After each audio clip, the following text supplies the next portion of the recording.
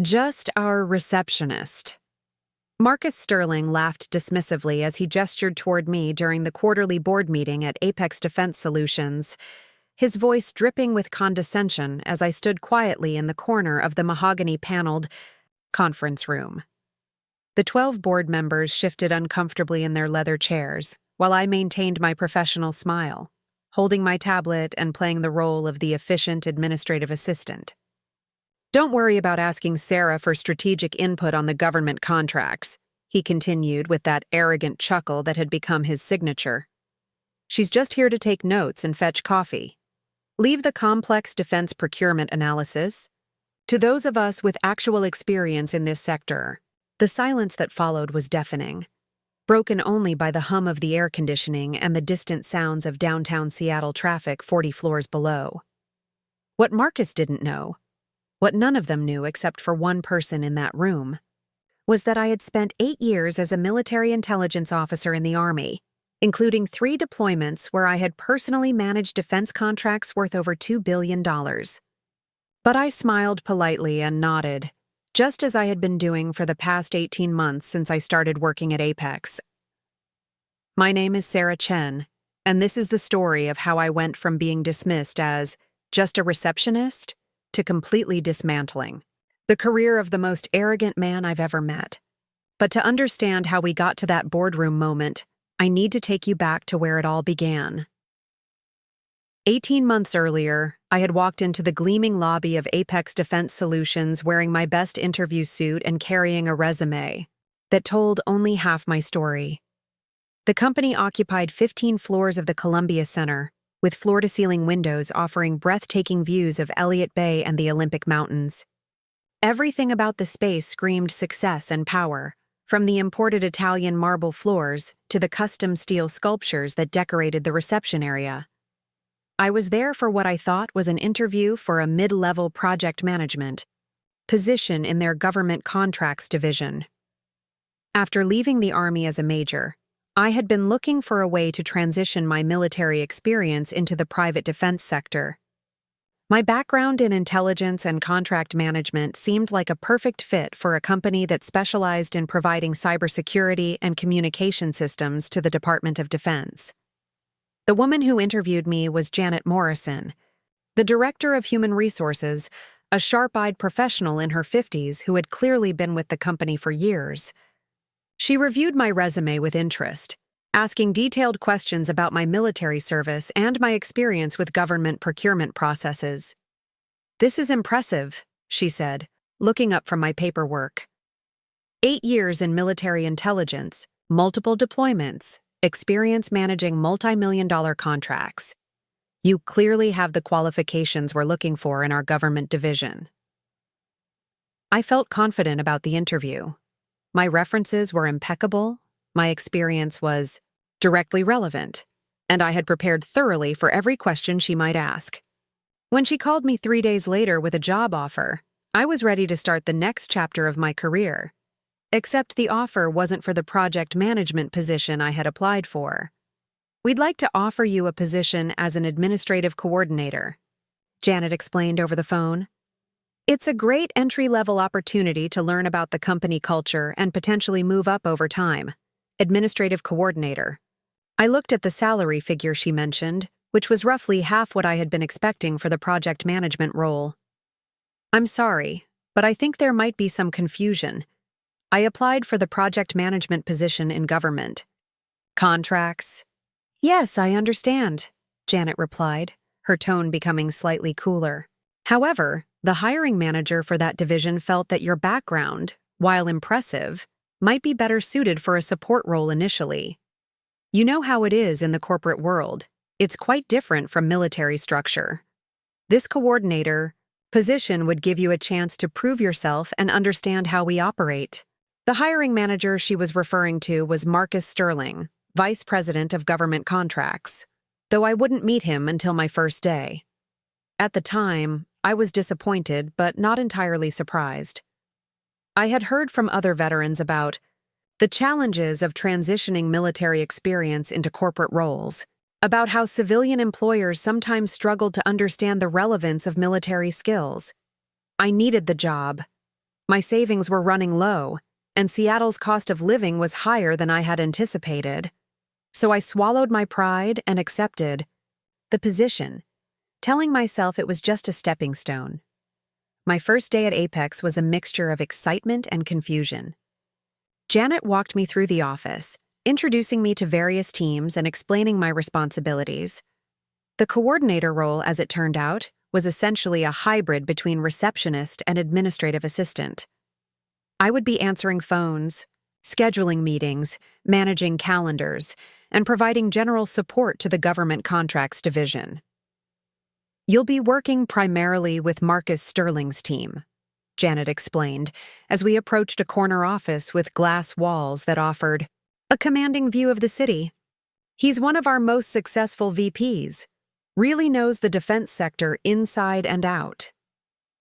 Marcus Sterling was exactly what I expected from a successful corporate executive.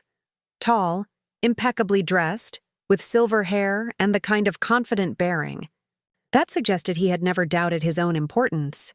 He was on a phone call when we approached, speaking in the clipped, authoritative tone of someone accustomed to being obeyed. When he finished his call, Janet knocked and introduced me. Marcus looked me up and down with the assessing gaze of someone evaluating a piece of office equipment. "So you're the new coordinator," he said, not offering to shake hands. "Military background, right? That's good. You people are usually reliable and don't ask too many questions." You people. The phrase hit me like a physical blow, but I kept my expression neutral. In the Army, I had commanded respect from soldiers, contractors, and government officials. I had briefed generals and managed operations that required split-second decisions with million-dollar consequences. But in this glass office, I was just you people, a category that apparently required no further definition. "I'm looking forward to contributing to the team," I replied professionally. Marcus nodded absently, already turning back to his computer. "Janet will show you where your desk is. Make sure you understand the phone system. We run a tight operation here, and I expect things to run smoothly." My desk was positioned in the open area outside Marcus's office, strategically located so I could see everyone who approached his door and field any calls or visitors. It was a nice desk with a good computer and phone system, but the positioning made it clear that I was there to serve as a buffer between Marcus and the outside world. The first few weeks were an adjustment period as I learned the company's systems and procedures. My military training had taught me to observe and assess new environments carefully, so I spent considerable time studying the office dynamics and understanding how decisions were made. What I discovered was fascinating and troubling. Apex Defense Solutions was indeed successful, with government contracts worth hundreds of millions of dollars. But Marcus Sterling's division, which should have been the crown jewel of the company, was struggling with efficiency problems and cost overruns that were affecting their competitive position. During my second week, I sat in on a meeting as the note-taker while Marcus discussed a problematic contract with the Navy.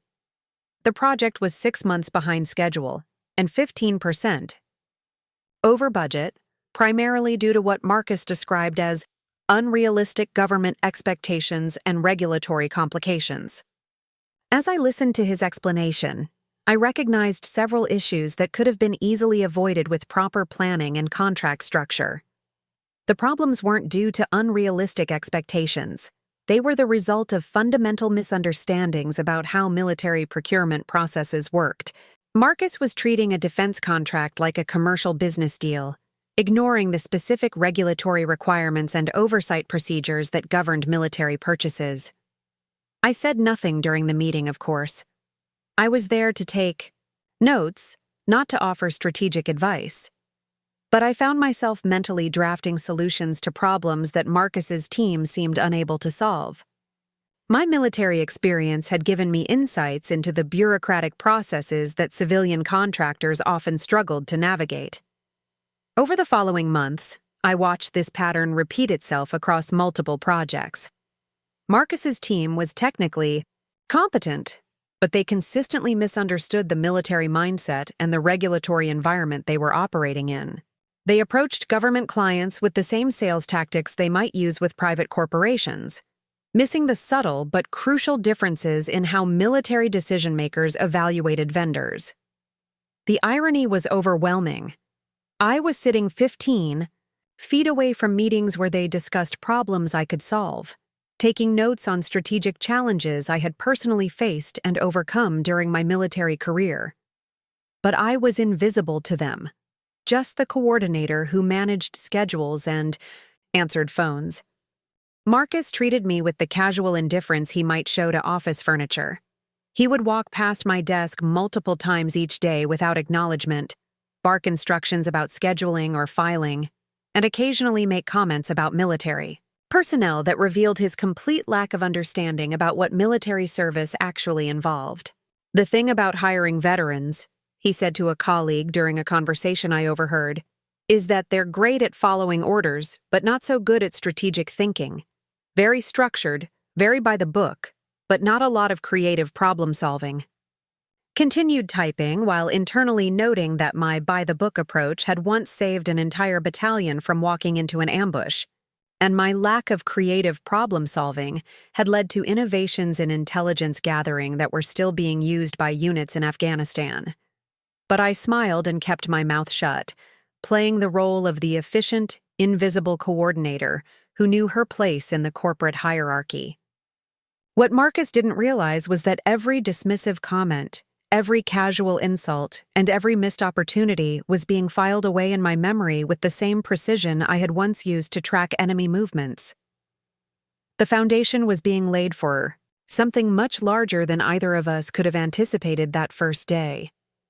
Marcus thought he had hired a reliable note-taker. What he had actually done was place a military intelligence officer in the perfect position to observe, analyze, and eventually outmaneuver him using skills he didn't even know existed. The stage was set. The players were in position, and the opening move had already been made, though Marcus wouldn't understand what had happened until it was far too late to prevent the consequences. The morning routine became a carefully choreographed performance of professional submission. Each day, I would arrive at Apex Defense Solutions at exactly 7:45 a.m., 15 minutes before Marcus Sterling's typical arrival time. I would start the coffee in his office, review his calendar, and prepare his daily briefing materials, all while maintaining the perfect image of the dedicated administrative coordinator who knew her place in the corporate hierarchy. Marcus would breeze past my desk around 8 o'clock, usually without acknowledgement, carrying himself with the air of a man who had never questioned his own importance. Occasionally, he would pause to bark instructions about scheduling changes or document preparation, speaking to me the way someone might address a particularly efficient piece of office equipment.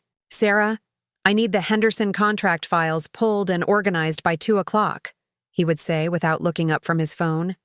"And call the Pentagon liaison office to confirm tomorrow's meeting. Make sure they understand this is high priority." "Of course, Mr. Sterling," I would reply with appropriate deference, never mentioning that I had personally worked with half the people in that Pentagon liaison office during my military career, never revealing that the high-priority meeting he was referring to involved a contract modification that I could have negotiated in my sleep. The performance required constant vigilance and emotional control that would have impressed my old drill instructors. In military intelligence, we called it maintaining operational security, never revealing information that could compromise your mission or position. The corporate world required a different kind of OPSEC, but the principles were identical. Keep your capabilities hidden. Observe everything. Reveal nothing that could be used against you. The psychological toll was significant but manageable. I had endured far worse during my military service, including 18 months in Afghanistan, where showing weakness could literally get you killed. Compared to briefing hostile intelligence officers or coordinating operations in active combat, zones dealing with Marcus Sterling's casual arrogance was merely annoying rather than dangerous. What made it bearable was the growing realization that Marcus's treatment of me wasn't personal, it was systematic. He didn't dismiss me because of any failing on my part. He dismissed me because I didn't fit his narrow conception of who deserved respect in the corporate environment. And that systematic bias was creating blind spots that I could exploit. During my third month at Apex, I began to understand the full scope of Marcus's limitations. The incident that crystallized everything happened during a meeting about the troubled Navy cybersecurity contract that had been hemorrhaging money since its inception. Marcus had called an emergency meeting with his senior team to address what he described as unexpected complications that were threatening the project timeline. I was instructed to sit in the corner and take detailed notes while the team discussed potential solutions. "The Navy keeps changing their requirements," complained David Kim, the lead project manager, a competent engineer who seemed perpetually frustrated by bureaucratic obstacles. First, they want the system integrated with their existing networks. Then they decide they need additional security protocols that weren't in the original specifications. "It's typical government incompetence," Marcus replied with the casual certainty of someone who had never worked within government systems. "They don't understand what they're buying, so they keep moving the goalposts after we've already started development." I continued taking notes while internally screaming. The Navy wasn't changing requirements arbitrarily. They were responding to evolving security threats that required adaptive solutions. This was standard operating procedure for military technology contracts, something that should have been anticipated and built into the project structure from the beginning.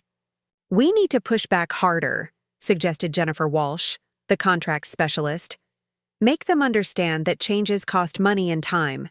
They can't just keep adding requirements without consequences." "Exactly," Marcus agreed. "We're not a government agency, we're a business. They need to respect our timeline and budget constraints." The conversation continued for another hour, with the team proposing various strategies for managing what they saw as unreasonable client demands. Every suggestion missed the fundamental issue. They were treating the military like a difficult commercial customer rather than a client with specific operational needs and regulatory constraints. I watched Marcus orchestrate the discussion with growing amazement at his complete misunderstanding of military procurement processes. He was approaching a defense contract with the same mindset he might use to sell software to a tech startup, ignoring the complex oversight requirements and security protocols that governed military purchases. When the meeting ended, the team had developed a strategy that was guaranteed to further damage their relationship with the Navy, while failing to address the underlying technical challenges. But I smiled politely and gathered my notes, playing my role as the invisible recorder of their strategic discussions. That evening, I went home to my small apartment in Capitol Hill and did something I hadn't done since leaving the Army. I opened my laptop and began drafting a comprehensive analysis of the Navy contract problems, complete with recommendations for addressing both the technical issues and the communication challenges. The document I created was 15 pages of detailed, strategic guidance that drew on my 8 years of experience managing similar projects. I outlined the regulatory framework governing military cybersecurity contracts, explained the bureaucratic approval processes that were causing delays, and provided specific recommendations for restructuring the project timeline to accommodate necessary security reviews. Then I saved the document to an encrypted folder and never mentioned it to anyone at work. This became my pattern over the following months. For every problem Marcus's team struggled with, I would create detailed solutions that I knew they desperately needed, but would never ask for. Each document was a masterpiece of strategic analysis, informed by years of hands-on experience with military procurement and project management. I developed comprehensive market research on emerging defense technologies that Marcus's team was missing. I created detailed profiles of key decision-makers in various Pentagon offices, including insights into their priorities and communication preferences. I drafted contract modification proposals that could have saved Apex millions of dollars while strengthening their relationships with military clients. All of this intellectual property sat in encrypted files on my personal computer, invisible to the people who could have benefited from it. I was like a master chef working as a dishwasher, watching mediocre cooks ruin perfectly good ingredients while being forbidden from entering the kitchen. The emotional complexity of the situation was exhausting. Part of me genuinely wanted Apex to succeed. I respected many of my colleagues, particularly the engineers and project managers who were working hard to deliver quality products under difficult circumstances. If Marcus had shown even basic professional respect, I would have been happy to contribute my expertise to solving the company's challenges. But his systematic dismissal of my capabilities, combined with his casual arrogance about military culture, created a dynamic where offering help would have been seen as insubordination rather than collaboration. I was trapped in a role that utilized perhaps 5% of my actual skills while watching preventable failures unfold around me. The breaking point came during a company-wide meeting in November, 6 months after I had started at Apex. Marcus was presenting the quarterly results for his division, and the numbers were not encouraging. 3 major contracts were behind schedule, cost overruns were affecting profitability, and client satisfaction scores had declined significantly compared to the previous year. The challenge we face, Marcus explained to the assembled staff, is that government clients have unrealistic expectations about project timelines and requirements. They don't understand the complexities of private sector development processes. I sat in the back of the conference room, listening to him blame the military for problems that were clearly the result of his team's misunderstanding of military needs and processes. Around me, my colleagues nodded sympathetically, accepting his narrative that the clients were the problem rather than Apex's approach to serving them. We're implementing new communication protocols to better educate our government clients about industry standards, Marcus continued. It's important that they understand how successful private companies operate, rather than expecting us to conform to bureaucratic inefficiencies. The arrogance was breathtaking. Marcus was essentially announcing his intention to lecture military professionals about efficiency and operational effectiveness. These were people who had managed logistics for operations involving hundreds of thousands of personnel across multiple continents, but Marcus believed they needed education about how successful organizations functioned. That night, I made a decision that would change everything. I stopped thinking about my situation as a temporary inconvenience and started approaching it as a long-term strategic challenge. If Marcus wanted to treat me as invisible, I would use that invisibility as an operational advantage. If he wanted to dismiss my capabilities, I would let him underestimate me while I gathered intelligence and positioned myself for an eventual reckoning. The woman who walked into Apex the next morning looked exactly the same as always: professional, deferential, efficient. But internally, I had shifted from endurance mode to mission planning mode. The skills that had made me an effective intelligence officer were about to be deployed in a corporate environment where my opponent had no idea what kind of adversary he was dealing with. Marcus Sterling thought he had successfully marginalized a potential threat by keeping me in a subordinate role. What he had actually done was give a trained intelligence operative unlimited access to observe his operations, study his weaknesses, and plan his eventual downfall. The mask of submission was now a deliberate tactical choice rather than an unwilling necessity. And behind that mask, I was preparing for war. The pattern of systematic dismissal evolved into something far more troubling than simple workplace disrespect. Over the following months, I began to recognize that Marcus Sterling's treatment of me was part of a broader institutional culture at Apex Defense Solutions that consistently undervalued anyone who didn't fit the narrow profile of what he considered leadership material. It started with small observations that individually seemed insignificant, but collectively painted a disturbing picture. During team meetings, Marcus would consistently interrupt female colleagues while allowing male team members to complete their thoughts uninterrupted. When project successes occurred, he would praise the leadership of male managers while attributing wins involving female team members to team effort or favorable market conditions.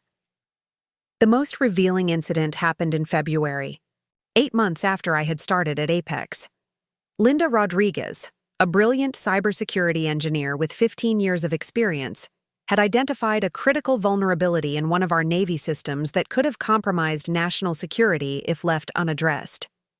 Her analysis was thorough, her recommendations were precise, and her solution would save both time and money while significantly improving system security.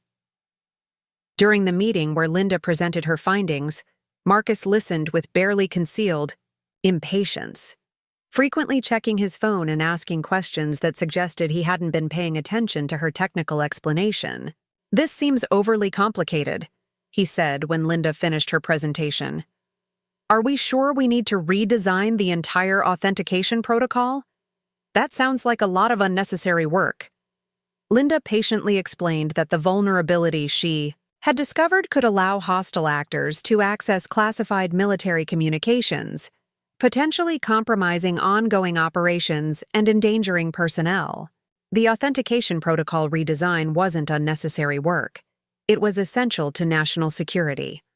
"I understand your concerns," Marcus replied, with the condescending tone he typically used when dismissing ideas he didn't want to consider. "But we need to balance security considerations with practical implementation timelines. Our clients expect us to deliver solutions, not create more problems." I watched Linda's face as she processed Marcus's response. Here was a woman who had devoted her career to protecting critical infrastructure, whose expertise had been validated by the Department of Defense on multiple occasions, being lectured about balancing security considerations by someone who had never held a security clearance. "Sir," Linda said carefully, "this isn't about creating problems. This is about preventing a security breach that could have catastrophic consequences. I've already developed an implementation timeline that minimizes disruption while addressing the vulnerability." Marcus waved dismissively. "I'll take it under consideration. Let's move on to the next agenda item."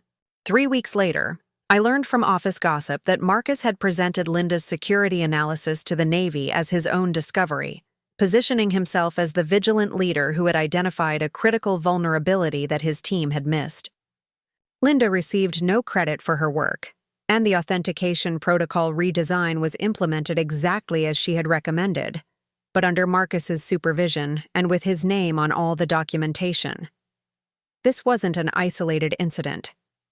Over the following months, I documented a systematic pattern of intellectual property theft that consistently benefited Marcus, while erasing the contributions of the people who actually did the work.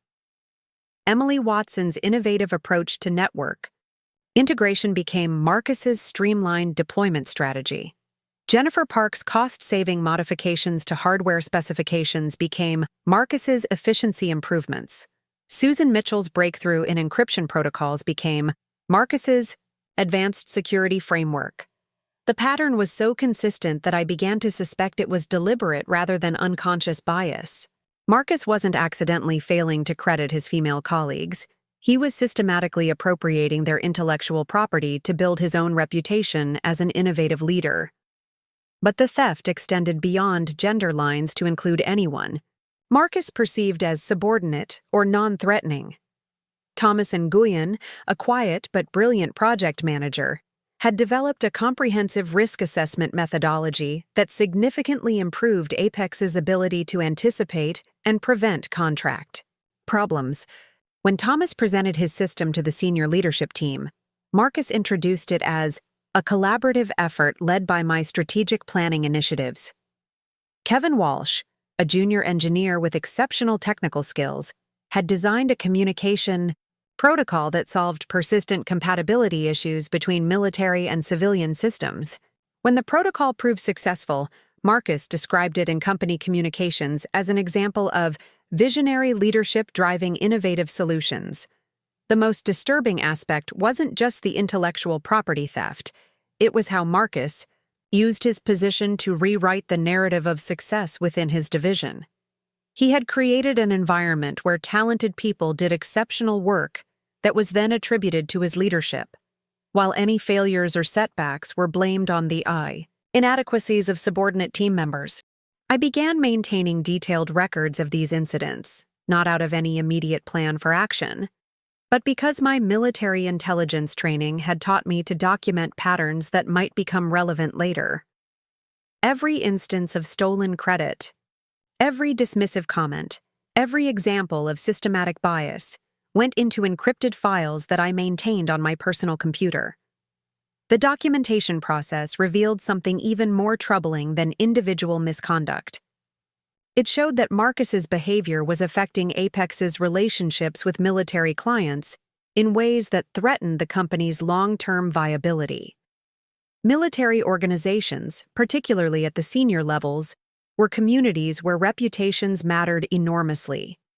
Officers and civilian leaders built their careers on integrity, competence, and the ability to deliver results under pressure. When contractors like Marcus presented stolen work as their own innovation, or dismissed legitimate security concerns, to maintain timelines, word spread quickly through the tight-knit defense community. I started hearing whispers during my personal interactions with former military colleagues who had transitioned to government positions. Apex Defense Solutions was developing a reputation for promising more than they could deliver, for having leadership that didn't understand military culture, and for creating solutions that looked impressive on paper but failed to address real operational needs. "Your company seems to have some communication issues," mentioned Colonel Patricia Martinez during a chance encounter at a veterans networking event. Patricia was now working as a contracting officer at the Pentagon, responsible for evaluating vendors for major cybersecurity projects. "I'm just an administrative coordinator," I replied carefully. "I don't have much insight into the strategic side of operations." Patricia raised an eyebrow. "Really? That's interesting. Because the last time I dealt with your VP, Marcus Sterling, he kept talking about innovations that sounded suspiciously similar to work I'd seen from other contractors. Made me wonder about the originality of Apex's approach." The conversation was brief and polite, but the implications were significant. If experienced contracting officers were questioning the originality of Marcus's innovations, it meant his intellectual property theft was becoming visible to exactly the people who controlled Apex's future contract opportunities. This revelation led me to expand my documentation beyond internal incidents to include external intelligence about how Marcus's behavior was affecting Apex's reputation in the defense community. I began discreetly reaching out to former colleagues who were now working in government positions, gathering insights about how Apex was perceived by potential clients. What I discovered was alarming. Marcus Sterling's division was increasingly seen as unreliable and arrogant by the military professionals who controlled major contract decisions. His tendency to lecture military personnel about efficiency and operational effectiveness had earned him a reputation as someone who didn't understand or respect military culture. More damaging, his practice of presenting other people's work as his own innovation had been noticed by several senior officers who had seen similar solutions from other sources. While no one was making formal accusations of plagiarism, there was a growing sense that Marcus's strategic insights were neither original nor particularly insightful. The irony was devastating. Marcus had spent so much energy maintaining his image as an innovative leader that he had failed to notice his reputation crumbling among the clients whose approval determined his success. Meanwhile, I was sitting 15 feet away from his office, taking notes and answering phones, while possessing exactly the kind of military credibility and relationships that could have restored Apex's standing in the defense community. By spring, my encrypted files contained evidence of systematic intellectual property theft, gender discrimination, and professional misconduct that was affecting both individual careers and corporate performance. But more importantly, I had developed a comprehensive understanding of Marcus's vulnerabilities and the institutional weaknesses that enabled his behavior. The woman who had accepted an administrative coordinator position out of financial necessity had been replaced by someone who understood exactly how to dismantle a career built on stolen achievements and systematic bias. I had the evidence, the relationships, and the strategic knowledge necessary to create consequences that would extend far beyond Marcus's personal reputation. But timing would be everything. Military operations succeeded or failed based on choosing the right moment to strike with maximum force and minimal risk. The corporate battlefield required the same strategic patience and precision timing. Marcus Sterling had built his career on underestimating the people around him, particularly those he considered subordinate or non-threatening. Soon, he would discover exactly how expensive that underestimation could be when applied to someone with the skills and determination to systematically destroy everything he had worked to achieve. The pattern of abuse was now fully documented. The next phase would be deciding how and when to transform that documentation into justice. The breaking point arrived on a Tuesday morning in June, exactly 1 year after I had started at Apex Defense Solutions. It wasn't a dramatic explosion or a sudden revelation. It was something far more insidious and personally devastating that finally shattered my willingness to continue accepting systematic humiliation in silence. The day started normally enough. I arrived at my usual time, prepared Marcus's office, and began organizing his schedule for what promised to be a busy week of client meetings and internal presentations. The quarterly board meeting was scheduled for Thursday, and Marcus had been preparing extensively for his presentation on the Government Contracts Division's performance. Around 10 o'clock, Marcus called me into his office for what he described as a strategic planning session. I grabbed my notepad and pen, assuming he wanted me to take notes while he outlined his presentation strategy or discussed scheduling requirements for the upcoming meetings. What I found instead was Marcus sitting behind his desk with a satisfied smile, surrounded by printed documents that I immediately recognized as copies of my personal strategic analyses. The encrypted files I had been creating over the past year as intellectual exercises to solve the problems his team couldn't address.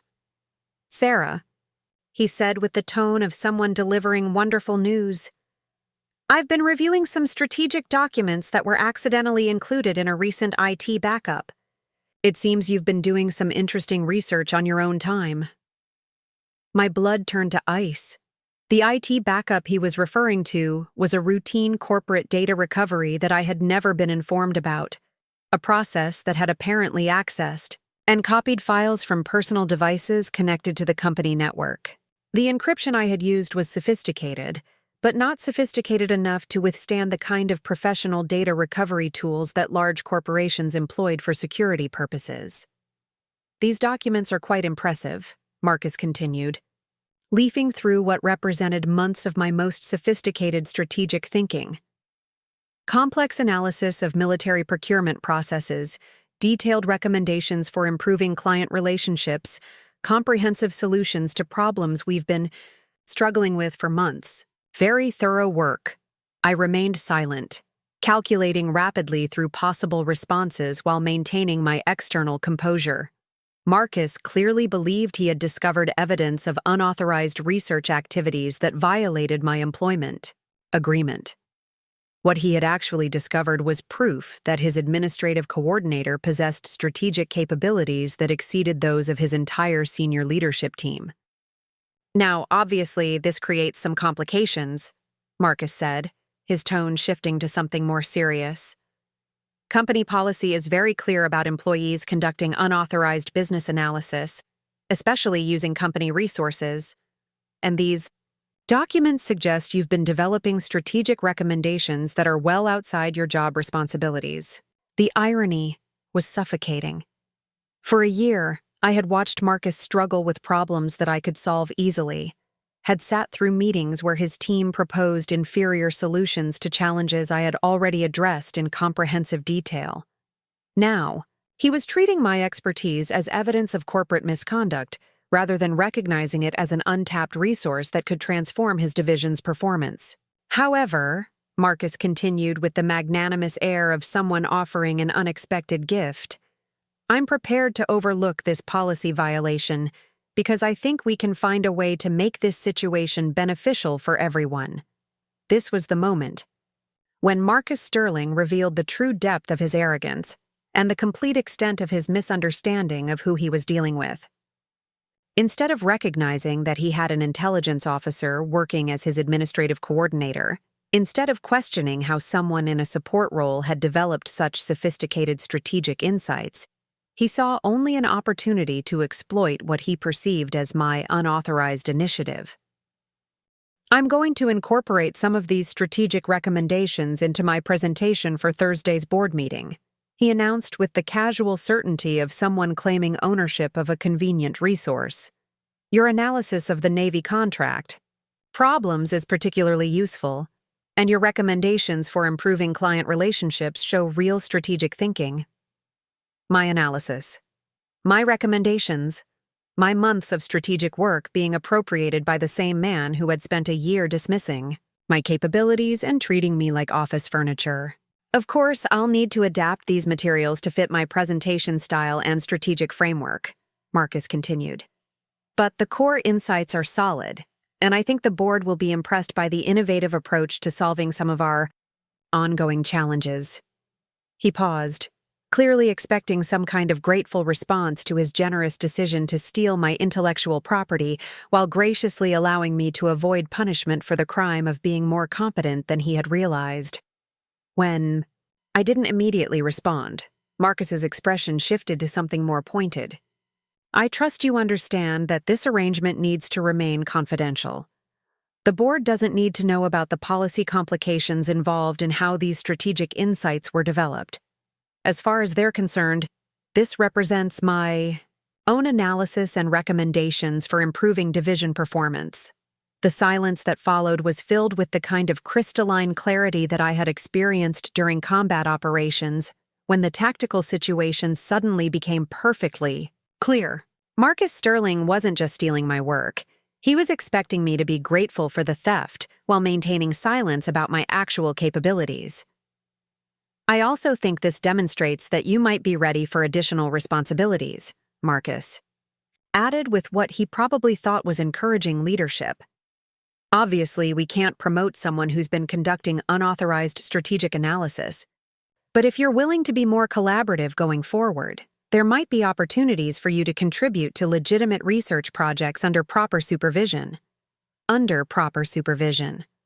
The man who had spent 12 months demonstrating his fundamental misunderstanding of military culture and procurement processes was offering to supervise my strategic thinking on defense contracts. What do you say, Sarah? Marcus asked with the confident smile of someone who believed he was offering an irresistible opportunity. Ready to put those analytical skills to work in a more official capacity? This was the moment when everything crystallized. For a year, I had endured systematic dismissal while telling myself that the situation was temporary, that eventually Marcus would recognize my capabilities and offer appropriate responsibilities. But this conversation revealed that even when confronted with proof of my strategic expertise, Marcus's first instinct was to steal my work and offer me the privilege of serving as his subordinate researcher. He would never see me as an equal, no matter how convincingly I demonstrated my capabilities. His worldview required me to remain subordinate so that he could maintain his position as the strategic leader who graciously guided lesser talents toward useful contributions. The intellectual property theft wasn't a temporary expedient. It was the permanent foundation of our professional relationship as he envisioned it. I understand the situation perfectly, I replied with calm precision, my voice carrying none of the deference that had characterized our previous interactions. You're planning to present my strategic analysis as your own work, while offering me the opportunity to contribute additional research under your supervision. Marcus nodded enthusiastically, apparently interpreting my clarity as eager acceptance. Exactly. I knew you'd see the potential here. This could be the beginning of a much more collaborative working relationship. And what happens if I'm not interested in that arrangement? I asked quietly. The question seemed to surprise Marcus, as if he had never considered the possibility that I might object to having my work stolen. His expression shifted to something more calculating. Well, that would be unfortunate, he said carefully. As I mentioned, these unauthorized research activities represent a clear policy violation. If you're not willing to be collaborative about Finding a constructive solution, I might have to recommend a more formal review of your conduct with human resources. The threat was clear. Accept the theft of my intellectual property and submit to permanent subordination, or face disciplinary action for the crime of being more competent than my job description suggested was possible.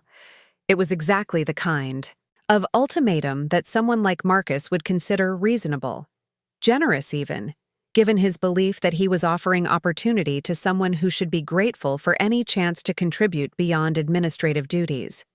What Marcus didn't understand was that he had just declared war on someone who had been trained to fight and win against opponents who underestimated American capabilities. His threat wasn't frightening. It was tactical intelligence that revealed his complete vulnerability to strategies he couldn't anticipate or counter. I need some time to consider your offer, I said with the same professional tone I had maintained throughout our conversation. Of course, Marcus replied magnanimously. Take the rest of the day to think about it.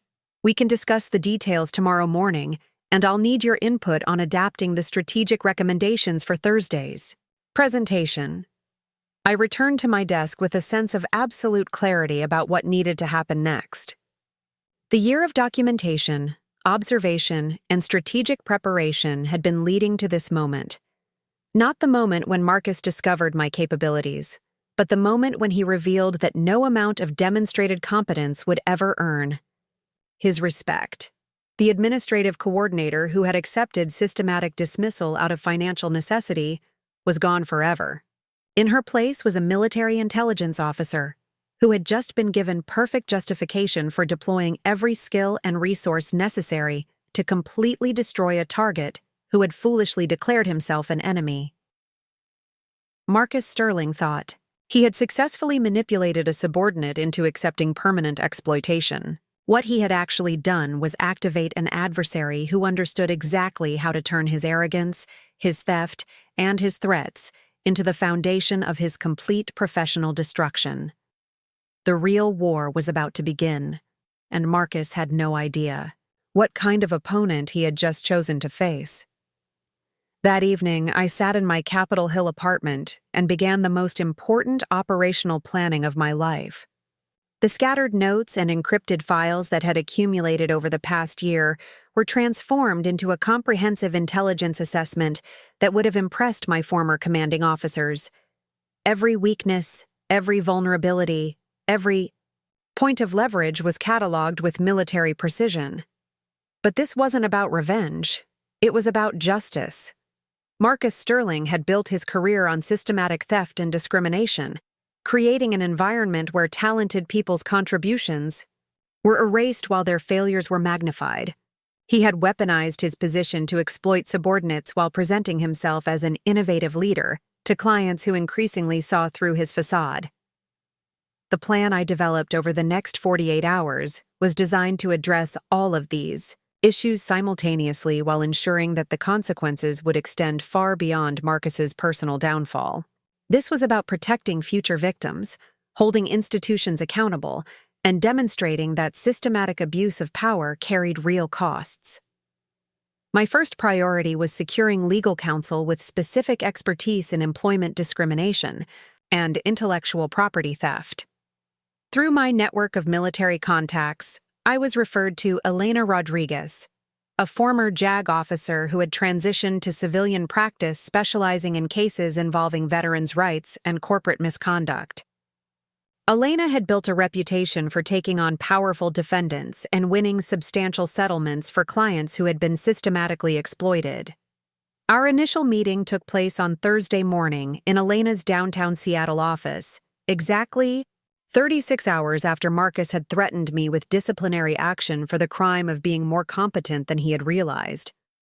I brought printed copies of everything: the strategic analyses he planned to steal, documentation of systematic intellectual property theft, evidence of gender discrimination, and recordings of conversations where Marcus had revealed his fundamental misunderstanding of military culture and procurement processes. "This is extraordinary," Elena said, after reviewing the materials for nearly 2 hours. "The intellectual property theft alone represents potential damages in the millions. but the systematic pattern of discrimination and the retaliation against you for demonstrating competence. This could be a landmark case." She paused, looking directly at me with the assessing gaze of someone who understood exactly what kind of opponent Marcus had chosen to fight. "You realize that pursuing this will essentially end your current employment and potentially your relationship with anyone in Marcus's professional network," she continued. "Are you prepared for that level of consequences?" I had been prepared for those consequences since the moment Marcus threatened me with disciplinary action for being too capable. But Elena's question revealed something important. She understood that this case would inevitably become public, affecting not just Marcus, but potentially the entire culture of discrimination that existed within Apex and similar organizations. "I'm not just prepared for those consequences," I replied. "I'm counting on them. This isn't about protecting my job. It's about ensuring that other people don't have to endure what I've experienced." Elena smiled with the satisfaction of someone who recognized a client capable of seeing beyond immediate self-interest to larger strategic objectives. "In that case," she said, "let's discuss how to maximize impact while ensuring legal success." Our strategy was elegant in its simplicity and devastating in its implications. Rather than filing a standard employment discrimination complaint, we would coordinate multiple legal actions designed to create consequences across different institutional levels. Elena would file federal complaints with the Equal Employment Opportunity Commission and the Department of Labor, documenting systematic discrimination and intellectual property theft. Simultaneously, she would initiate a civil lawsuit seeking damages for retaliation, theft of intellectual property, and violation of veterans' employment rights. But the legal strategy was only part of the plan. My military background had taught me that successful operations required coordinated action across multiple domains. Legal pressure would address Marcus's individual misconduct, but changing institutional culture required additional leverage points.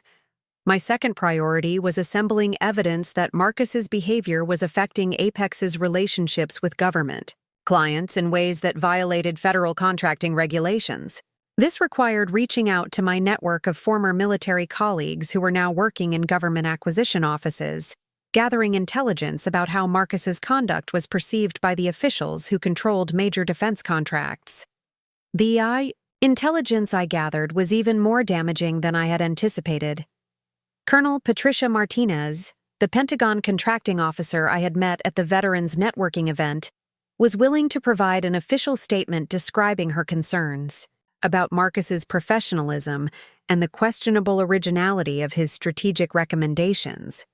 She had documented several instances where Marcus had presented solutions that were remarkably similar to proposals from other contractors, raising questions about intellectual property theft that extended beyond Apex's internal operations. More significantly, Major General Sandra Williams, who oversaw cybersecurity contracting for the Army, had independently expressed concerns about Apex's declining performance under Marcus's leadership. Her office had been tracking cost overruns, timeline, delays, and communication problems that suggested fundamental misunderstanding of military requirements and culture. "The disturbing thing," General Williams told me during a carefully documented phone conversation, "is that their technical capabilities are solid, but their project management and client relations have deteriorated significantly. It's as if the leadership doesn't understand who they're working for or what we actually need." This intelligence revealed that Marcus's misconduct wasn't just affecting individual employees, it was damaging Apex's relationships with the government clients, who provided the majority of their revenue. Federal contracting regulations included specific requirements for ethical conduct and professional competence that Marcus's behavior was clearly violating. Armed with this information, Elena prepared a comprehensive complaint to the defense contract management agency, documenting how Marcus's systematic discrimination and intellectual property theft were affecting the quality of services provided to government clients. This complaint would trigger a federal investigation that could result in Apex losing their security clearances and government contracting privileges, consequences that would force the company's board to address Marcus's conduct regardless of their personal preferences. My third priority was coordinating with the victims of Marcus's systematic discrimination to ensure their voices were heard and their careers were protected. Over the past year, I had identified 8 current and former Apex employees who had experienced intellectual property theft, gender discrimination, or retaliation for challenging Marcus's decisions. Most had remained silent out of fear of professional consequences. But the comprehensive legal strategy Elena was developing would provide protection and potential compensation for their experiences. Elena Rodriguez, the cybersecurity engineer whose security analysis Marcus had stolen and presented as his own innovation, was particularly valuable as a potential witness. Her work had been documented extensively, and the theft of her intellectual property could be proven through email records and presentation materials that Elena's investigators could subpoena. Emily Watson and Jennifer Park, the engineers whose innovations had been appropriated and rebranded as Marcus's strategic initiatives, were initially reluctant to participate in legal action. But when Elena explained that their testimony could prevent similar exploitation of future employees, while potentially resulting in significant financial compensation, they agreed to provide sworn statements documenting their experiences. The coordination with other victims revealed something I hadn't fully appreciated. Marcus's systematic misconduct had created a network of talented professionals who were eager to see accountability established, but lacked the resources and relationships necessary to challenge his behavior effectively. My military background and strategic planning capabilities provided exactly the kind of leadership necessary to transform individual grievances into collective action. By Sunday evening, 3 days after Marcus had threatened me with disciplinary action, Elena had assembled a legal strategy that would simultaneously address individual misconduct, institutional discrimination, federal contracting violations, and systematic intellectual property theft. The coordinated legal actions would create consequences across multiple domains, while protecting the victims and ensuring that similar abuse could not continue unchallenged. But the most elegant aspect of the strategy was how it used Marcus's own arrogance against him. His plan to present my strategic analyses as his own work during Thursday's board meeting would provide perfect evidence of intellectual property theft, documented in front of witnesses who could be subpoenaed to testify about what they had observed. Elena had advised me to return to work normally while she finalized the legal preparations, maintaining the appearance of cooperation, while Marcus unwittingly provided additional evidence of his misconduct. The man who thought he had successfully intimidated a subordinate into accepting permanent exploitation was actually walking into a trap that would destroy everything he had worked to achieve. Monday morning, I returned to Apex Defense Solutions. With the same professional demeanor that had characterized my entire employment there, Marcus greeted me with obvious satisfaction, clearly believing that his ultimatum had been successful in securing my cooperation with his theft of my intellectual property. "I trust you've had time to consider our discussion," he said with the confident smile of someone who believed victory was assured. "I have," I replied with calm precision, "and I'm ready to move forward with complete transparency about the situation." Marcus interpreted my response as eager acceptance of his terms, never realizing that the transparency I was referring to would soon expose every aspect of his systematic misconduct to legal scrutiny, federal investigation, and public accountability. The intelligence gathering phase was complete. The legal strategy was finalized. The network of allies and witnesses was assembled. All that remained was execution, and Marcus Sterling was about to discover exactly what happened when someone with military intelligence training decided that institutional change required the complete destruction of targets who had declared themselves enemies of justice and professional integrity. The next 2 days passed in a carefully choreographed performance of cooperation, while Elena Rodriguez's legal team worked around the clock to finalize the most comprehensive corporate misconduct case Seattle had seen in years. I maintained my role as the compliant administrative coordinator, helping Marcus prepare his presentation for Thursday's board meeting while documenting every aspect of his intellectual property theft for the legal proceedings that would follow. Marcus was in exceptional spirits during this period, clearly believing that he had successfully neutralized a potential threat while gaining access to strategic insights that would cement his reputation as an innovative leader. He spent hours reviewing my analyses, making minor modifications to the language, and formatting while leaving the core strategic recommendations unchanged. "This is exactly the kind of forward-thinking approach the board wants to see," he told me, Wednesday afternoon. As we reviewed the presentation materials, "Your research really identified the key issues we've been struggling with. Of course, I'll need to present it in a way that fits my leadership style and strategic framework." I nodded with appropriate deference while internally calculating the precise legal value of his admission that he was planning to present my work as his own innovation. Elena had explained that documented intellectual property theft, especially when recorded and witnessed, could result in damages far exceeding the actual value of the stolen work.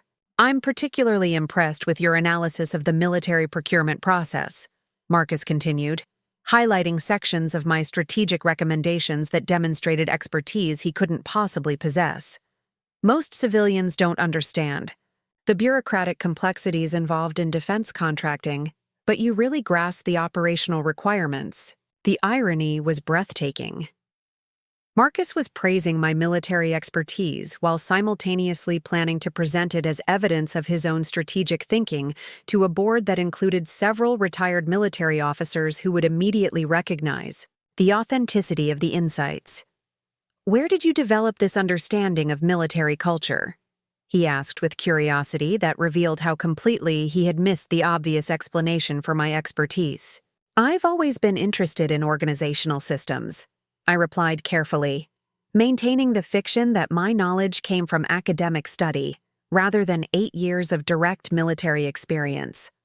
Marcus accepted this explanation without question, apparently satisfied that his administrative coordinator had developed sophisticated strategic insights through casual interest rather than professional expertise. This blindness to obvious explanations would prove crucial during the board meeting, when his presentation of obviously military-informed analysis would raise questions he couldn't possibly answer. Wednesday evening, Elena called with the news that all legal preparations were complete. The federal complaints had been filed with the Equal Employment Opportunity Commission and the Department of Labor. The civil lawsuit seeking damages for intellectual property theft, employment discrimination, and retaliation had been submitted to federal court. The complaint to the Defense Contract Management Agency documenting violations of federal contracting regulations had been delivered to the Pentagon. "Everything is timed to become public on Friday," Elena explained during our final strategy call. "That gives Marcus enough time to present your work as his own innovation, providing perfect evidence of intellectual property theft in front of multiple witnesses, but not enough time for him to develop effective damage control before the legal consequences begin." The timing was militarily precise. Marcus would commit the most visible and well-documented intellectual property theft of his career during Thursday's board meeting, creating irrefutable evidence of misconduct that would support every aspect of our legal strategy. When the complaints became public on Friday, his theft would be fresh in the minds of board members, government clients, and industry colleagues who had witnessed his presentation. But Elena had also prepared a contingency that would ensure maximum impact regardless of how the board meeting proceeded. "I'll be attending Thursday's presentation as your legal representative," she informed me. Apex's general counsel agreed to my presence after I indicated that we were prepared to file additional complaints if access was denied. Marcus doesn't know I'll be there, and his reaction to my presence will provide additional evidence of his consciousness of guilt. Thursday morning arrived with the crystalline clarity that I remembered from pre-mission briefings in Afghanistan. Every variable had been accounted for, every contingency planned, every outcome calculated.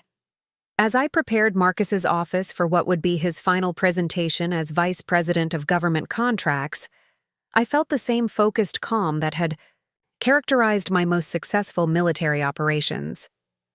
Marcus arrived earlier than usual, clearly energized by anticipation of his impending triumph.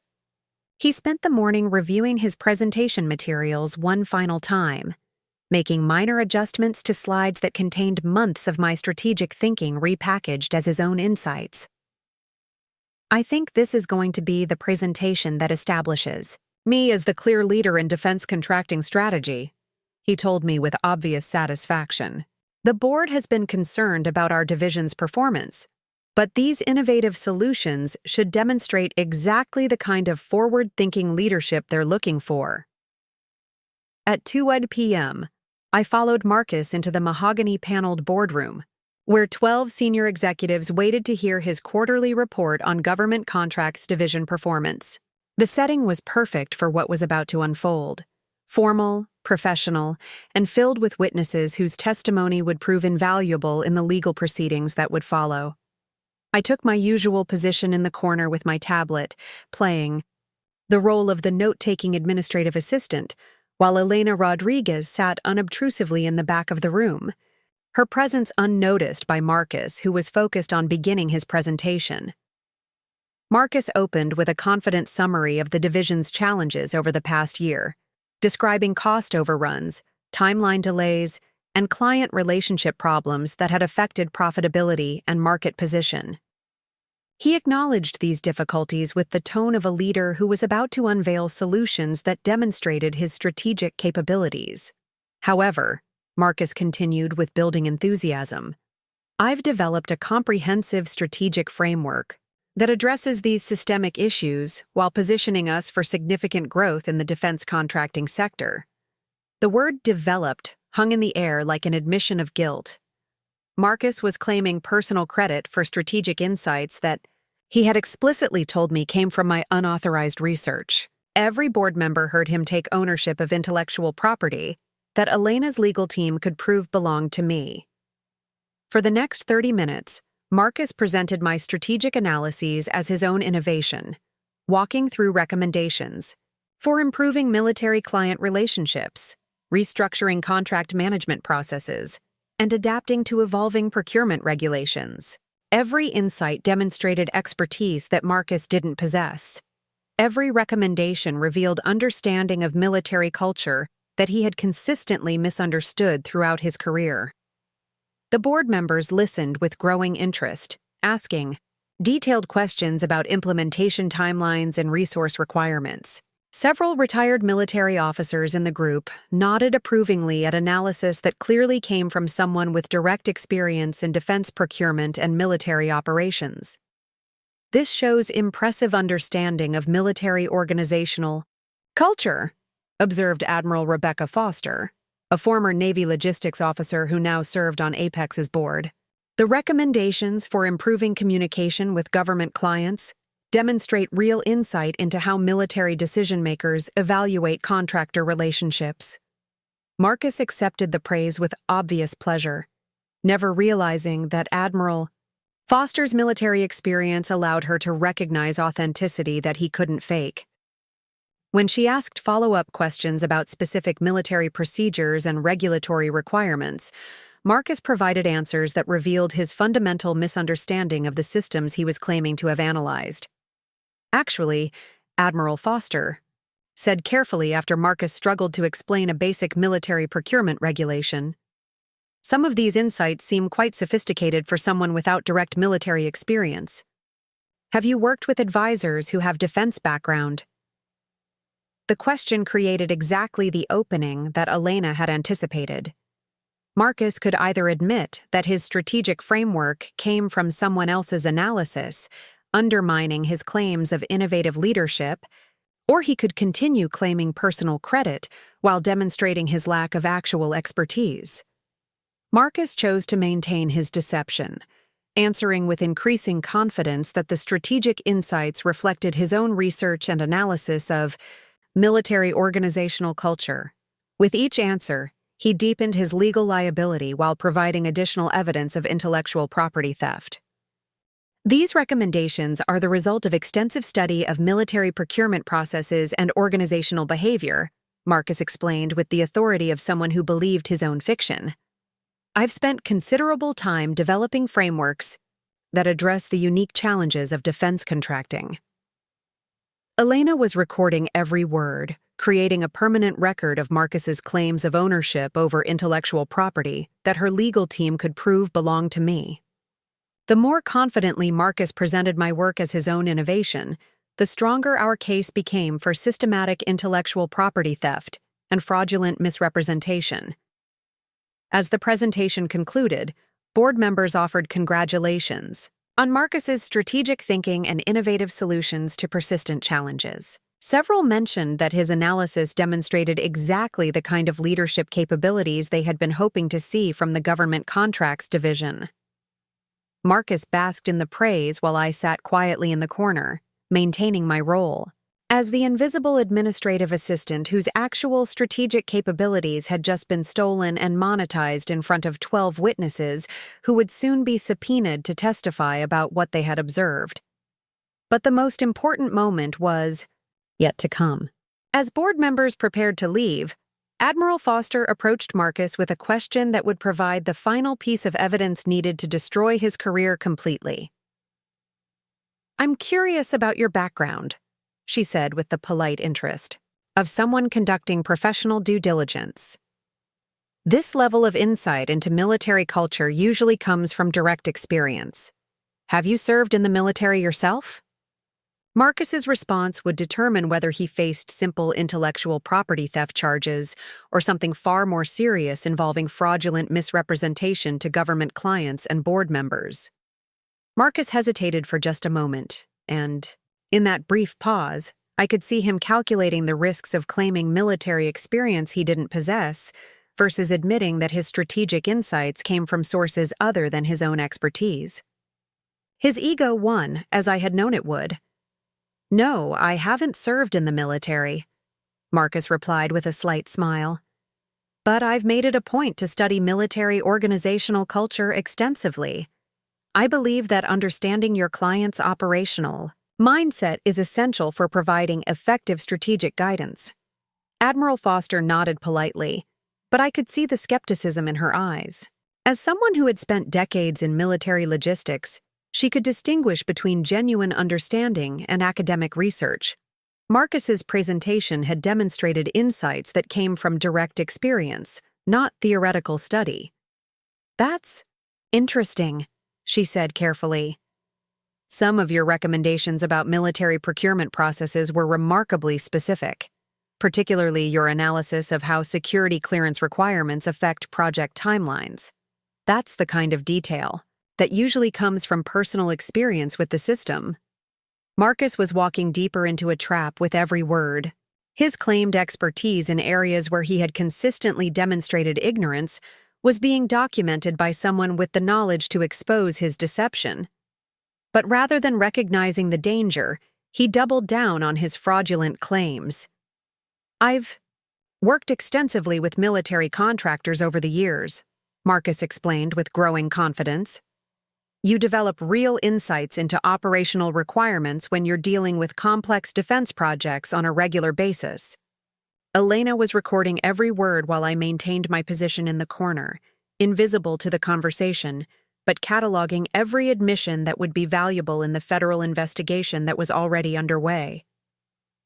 Marcus's willingness to fabricate military expertise to support his theft of my intellectual property elevated his misconduct from corporate malfeasance to potential fraud involving government contracts. As the board members filed out of the conference room, several stopped to congratulate Marcus on his innovative strategic framework. Each compliment was another nail in his professional coffin, documented evidence that he had successfully deceived senior executives about the source of his apparent expertise. "Excellent work, Marcus," said James Harrison, the board chairman. "This is exactly the kind of forward-thinking leadership we've been hoping to see. I particularly appreciated your insights into military culture and procurement processes. It's clear you have a deep understanding of how to work effectively with government clients." Marcus accepted the praise with obvious satisfaction while I stood 3 feet away, the actual source of every insight he was being credited with developing. The irony was so complete that it felt almost surreal. The man who had dismissed me as just our receptionist was receiving accolades for presenting my military expertise as evidence of his own strategic capabilities. After the board members left, Marcus turned to me with undisguised triumph. "That went even better than I expected," he said with obvious satisfaction. "Did you see how impressed they were with the strategic framework? This presentation is going to be a career-defining moment." He was absolutely right, though not in the way he imagined. The presentation would indeed define the remainder of his career, but as the moment when his systematic misconduct became so well documented that legal consequences became inevitable. "I want to thank you for your research assistance, Marcus," continued with the magnanimous tone of someone offering generous recognition to a subordinate. "Your background analysis was quite helpful in developing these strategic recommendations." Even in his moment of triumph, Marcus couldn't resist minimizing my contribution while claiming credit for the intellectual work that would soon be proven to belong to me.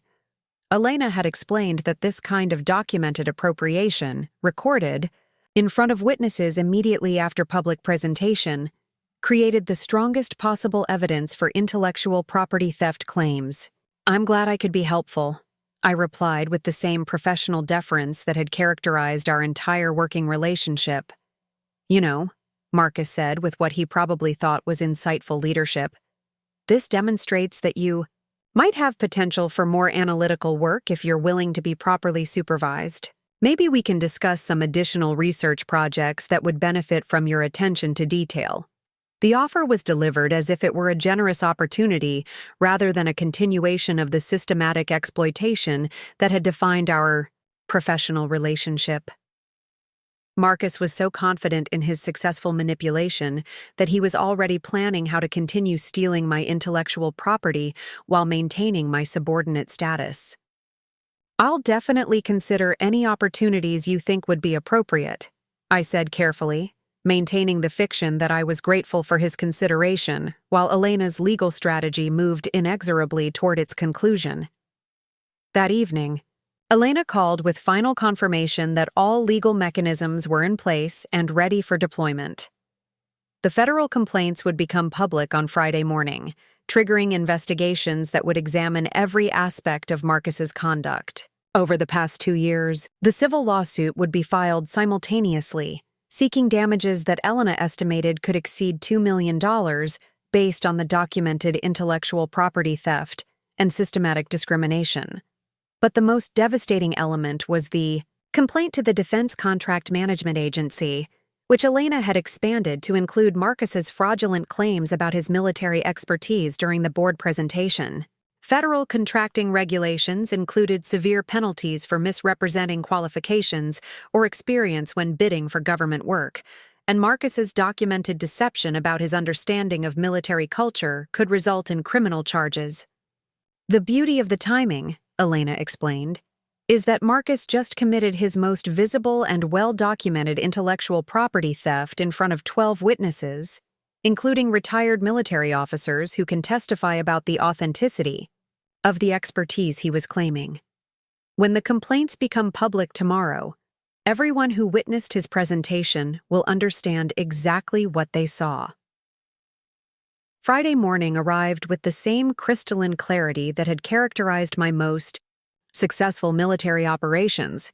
I arrived at Apex at my usual time, prepared Marcus's office as I had done every day for over a year, and began the final performance of my role as his administrative coordinator.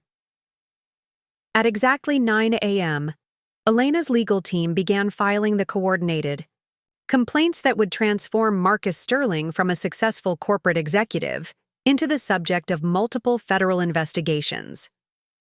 The Equal Employment Opportunity Commission complaint documenting systematic gender discrimination. The Department of Labor complaint detailing violations of veterans' employment rights. The civil lawsuit seeking damages for intellectual property theft and retaliation. The Defense Contract Management Agency complaint alleging fraud in government contracting. By 9:30 a.m., copies of the legal documents had been delivered to Apex's General Counsel, the Board of Directors, and the senior executives who had witnessed Marcus's presentation the previous day. The complaints included detailed documentation of his systematic misconduct, transcripts of his admissions about stealing my work, and evidence of his fraudulent claims about military expertise. Marcus was in his office, oblivious to the legal tsunami that was about to destroy his career, when Janet Morrison from Human Resources knocked on his door accompanied by two men in dark suits who identified themselves as investigators from the Defense Contract Management Agency. "Mr. Sterling," Janet said with obvious discomfort, "these gentlemen need to speak with you about some allegations that have been made regarding your professional conduct." Through the glass walls of Marcus's office, I could see his expression change from confusion to alarm as the investigators explained that he was the subject of multiple federal complaints alleging intellectual property theft, employment discrimination, and fraudulent misrepresentation to government clients. One of the investigators, a former military officer who clearly understood the implications of Marcus's documented deception about military expertise, explained that federal contracting regulations required immediate suspension of his access to classified materials and government client accounts pending completion of their investigation. The security badge that Marcus had worn as a symbol of his authority was confiscated, along with his company laptop and access to all corporate systems. In less than 30 minutes, the man who had built his career on systematic exploitation of subordinates was reduced to a subject of federal investigation without even basic access to his own office. But the most revealing moment came when one of the investigators asked Marcus to explain how he had developed the military expertise that he had demonstrated during Thursday's board presentation. Faced with official questioning under circumstances where lying would constitute a federal crime, Marcus was forced to admit that his strategic insights had come from research conducted by his administrative coordinator.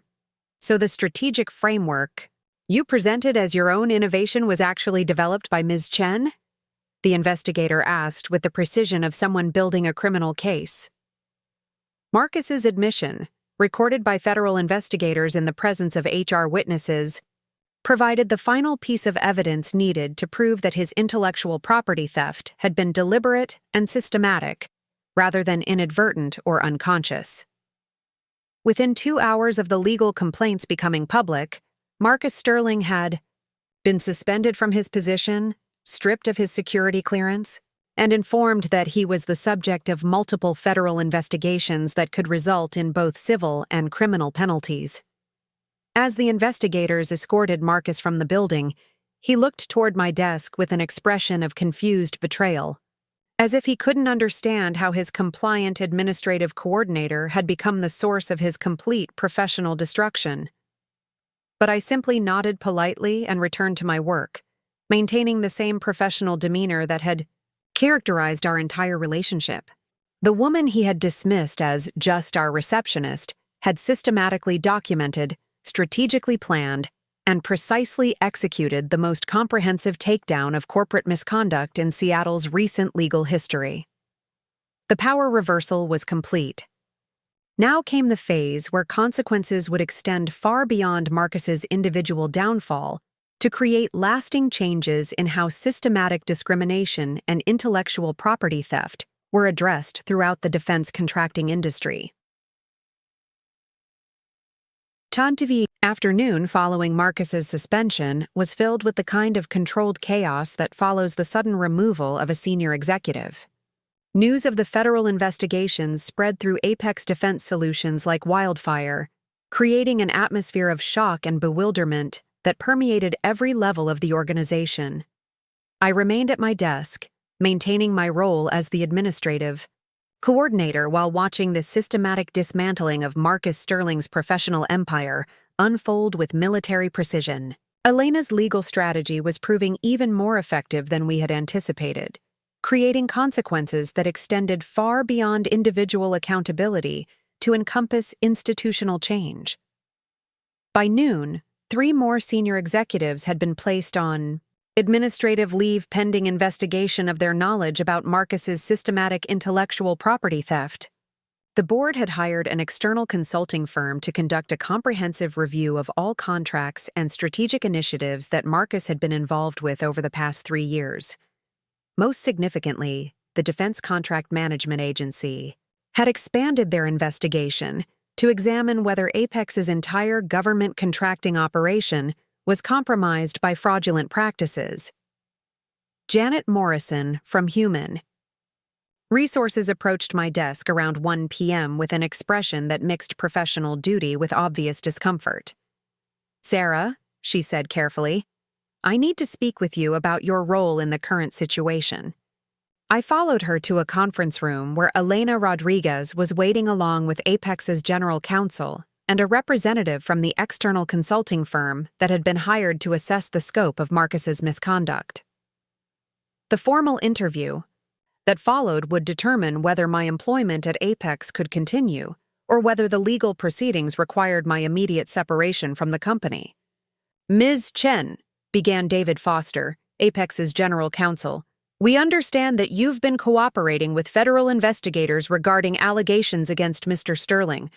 We need to understand the full extent of your involvement in these matters." Elena had prepared me for this moment, explaining that my status as a whistleblower in federal investigations provided significant legal protections against retaliation. But more importantly, my documented evidence of systematic misconduct made me an invaluable witness whose credibility would be crucial to the success of multiple legal proceedings. I've provided federal investigators with evidence of intellectual property theft, employment discrimination, and fraudulent misrepresentation that I observed during my employment here, I replied with the same calm precision that had characterized my military briefings. "Can you be more specific about the nature of this evidence?" asked Sarah Williams, the external consultant who was leading the institutional review. For the next 2 hours, I walked through the systematic documentation I had maintained over the past year, describing Marcus's pattern of appropriating subordinates, intellectual property, his systematic bias against female employees, and his fraudulent claims about military expertise. Every incident was supported by written records, recorded conversations, or witness testimony that Elena's team had already verified. The most revealing moment came when Sarah Williams asked me to explain how I had developed the strategic insights that Marcus had presented as his own innovation during Thursday's board meeting. "I'm a former Army major with 8 years of experience in military intelligence," I replied matter-of-factly. "I managed defense contracts worth over $2 billion during my military career, including 3 deployments where I worked directly with the procurement systems and military culture that Mr. Sterling claimed to understand." The silence that followed was profound. David Foster, Janet Morrison, and Sarah Williams exchanged glances as they processed the implications of what I had just revealed. The administrative coordinator they had assumed was conducting unauthorized research was actually more qualified to manage government contracts than the vice president who had been systematically stealing her expertise. "You're a former military intelligence officer," Sarah Williams said slowly, "and you've been working as an administrative coordinator for the past year." "Correct," I replied. "Mr. Sterling hired me for that position after determining that my military background was better suited for a support role rather than the project management position I had originally applied for." David Foster leaned forward with obvious concern. "Ms. Chen, if your qualifications were misrepresented during the hiring process, that represents a significant failure in our human resources procedures. Why didn't you correct this misunderstanding?" Elena stepped in to answer. "Because Mr. Sterling's systematic bias against military personnel and female employees created an environment where correcting his misperceptions would have resulted in retaliation rather than appropriate recognition. The implications were staggering. Apex Defense Solutions had employed a former military intelligence officer as an administrative coordinator while struggling with government contracting problems that she could have solved easily. Marcus Sterling had built his reputation on stealing strategic insights from someone whose actual qualifications exceeded his own in every relevant area." Sarah Williams asked the question that everyone in the room was thinking. "Ms. Chen, If you had been assigned to an appropriate role matching your qualifications, could you have prevented the contract problems that have been affecting our government division? I considered the question carefully before responding. The Navy cybersecurity contract that's currently 6 months behind schedule and 15% over budget could have been completed on time and under budget if the project team had understood basic military procurement requirements. The client, relationship problems that have affected our reputation in the defense community, were caused by fundamental misunderstanding of military culture that could have been easily avoided. David Foster was taking notes rapidly, clearly calculating the financial implications of Marcus's systematic mismanagement. Elena had explained that documenting the actual costs of his misconduct would be crucial for determining damages in the civil litigation and potentially criminal penalties in the federal investigation. The interview concluded with an offer that I had not anticipated but should have expected given the circumstances. Sarah Williams, speaking on behalf of the board of directors, offered me the position of acting vice president of government contracts while the company conducted a comprehensive search for Marcus's permanent replacement. Given your qualifications and your direct knowledge of the issues affecting our government division, she explained, the board believes you're uniquely positioned to help restore our relationships with military clients while implementing the strategic recommendations that were inappropriately attributed to Mr. Sterling. Elena advised me to accept the offer, explaining that it would provide an ideal platform for implementing the systematic changes necessary to prevent future discrimination while demonstrating that merit-based advancement was possible when institutional bias was removed. Over the following weeks, my transformation from dismissed administrative coordinator to acting division head became a corporate legend that spread throughout Seattle's defense contracting community. The story of the military intelligence officer who had been systematically underestimated and exploited before orchestrating the complete destruction of her discriminatory supervisor became a cautionary tale about the costs of systematic bias and intellectual property theft. But the most satisfying aspect wasn't the personal vindication. It was the institutional changes that followed. Elena's legal strategy had exposed systematic discrimination that extended far beyond Marcus's individual misconduct, forcing Apex to implement comprehensive reforms in hiring, promotion, and intellectual property policies. The board established new procedures for recognizing and utilizing veterans' expertise, created anonymous reporting mechanisms for discrimination complaints, and instituted regular audits to ensure that intellectual property was properly attributed to its actual creators. The financial consequences for Marcus were severe.